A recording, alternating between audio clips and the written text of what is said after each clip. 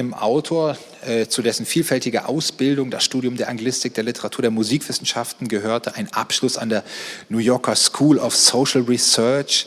Ein Sachbuch hat er geschrieben mit dem Titel, den ich jetzt mal probeweise übersetze, Unrat. Das ist eine kulturwissenschaftliche Studie über alle Arten von Abfall und üblem Geruch.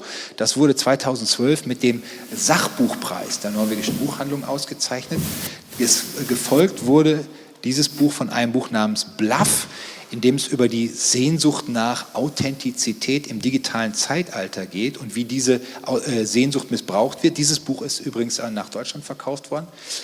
Mitten hinein ins digitale Zeitalter führt uns jetzt auch sein Debütroman, der Die Information betitelt ist. Der Erzähler dieses Buches ist ein Kommunikationsexperte namens Sven, der gerade von seiner Freundin verlassen wurde. Er stürzt sich daraufhin in die Arbeit an einem neuen Projekt, ein Computerprogramm namens Sam, eine künstliche Intelligenz, der Sven die Geheimnisse des menschlichen Ausdrucks beibringen soll. Und während dieses Wissentransfers von Mensch zur Maschine kommen die beiden sich unerwartet nah und wir kommen jetzt auch dem Autor hoffentlich literarisch nah. Herzlich willkommen, Bår Stenvik.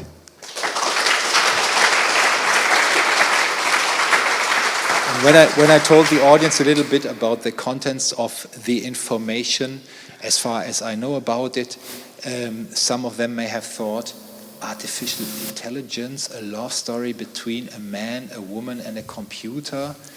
What kind of drugs is this guy on? Or to put it in a moderate way, where did you get the idea to this novel from? Well,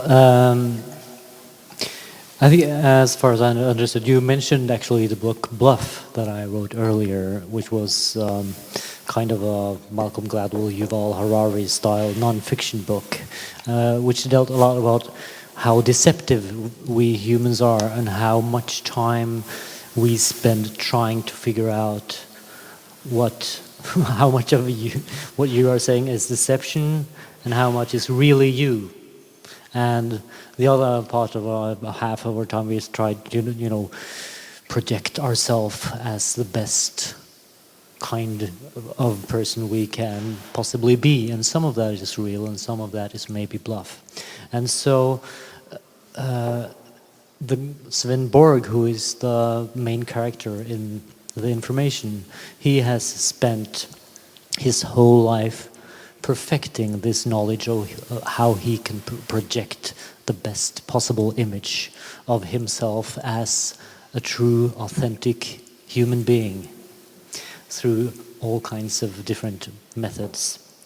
And then I thought, what is often brought into this mix as the kind of opposite of authenticity and humanity is, of course, the machine, because a robot can never be real.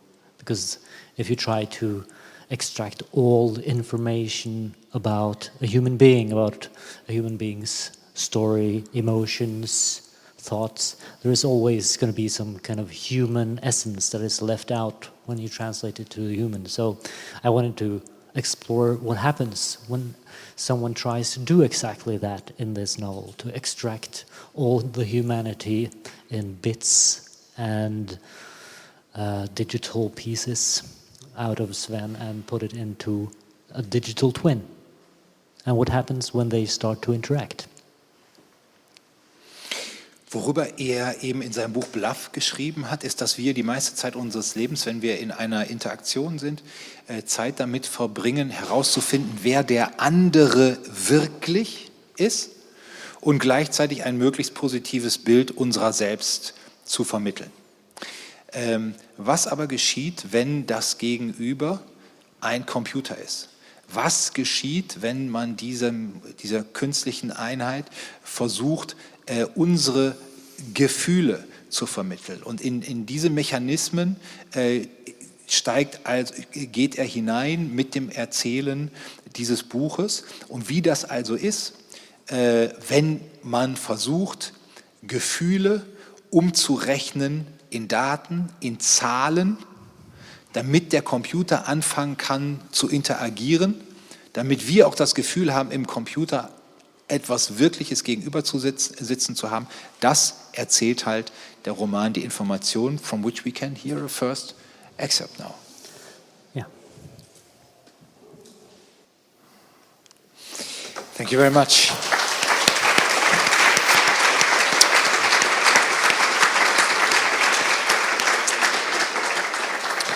So we are dealing here with a science fiction thriller, and one of the problems of science fiction literature is what is called the Professor Tell Me element, which is somebody has to explain the difference between the world we live in and the future world of the novel. How did you deal with this problem?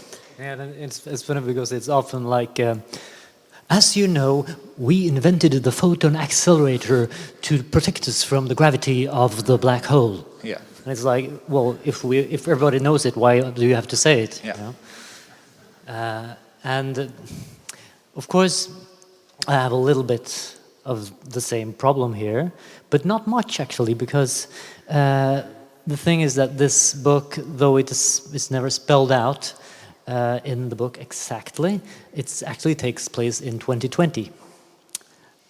So it's not that like far into the future, and it's kind of like, you know, when Margaret Atwood has said, you know, that she doesn't write science fiction but speculative fiction, and that everything that is in her book is something that is technology that already exists and stuff that has already happened somewhere. And the technology that is in this book is, you know, just what is already being developed mostly in the labs in Microsoft and Apple and Google around the world now. You know, avatars like Sam and different programs like this, they're all developing them now. And if you just turn the knob a little more, you know, what you're going to get is what's already here. But then again, I did use a little bit of the, you know, the information dump, and what allowed me to do it is that Sven Borg is, like me, a person that isn't really a computer nerd or a computer whiz. He's someone that doesn't really like computers. I mean, he's into body language. His medium is the body, and so when he is recruited to this top secret, you know, high-tech project, the tech people has to explain stuff to him, and then he has to go through this way of, you know, how he should deal with this technological version of the knowledge that he already possesses.